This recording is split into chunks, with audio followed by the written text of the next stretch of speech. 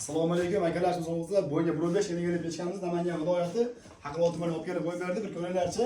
Hozir qurib o'tlarni yaqib qo'ydik mana. To'g'ri jarayoni.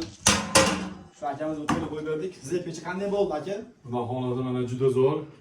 Biza ko'ngildagidek chiqdi, chiroyli. Mana issiqlari ham juda zo'r ekan. Xudo xolasa ko'p yillar xizmat qilardi degan umiddaman. Inshaalloh, inshaalloh aka sizga qilib bo'lasan. Sen bo'lmaydi. Kursamiz aka siz yoqamiz. Akani qo'lman sarvislardan bo'ldi aka, hamma yo'g'i. Endi aka orqaga chiqib qoldi, orqani ko'rib qo'yasizlar endi.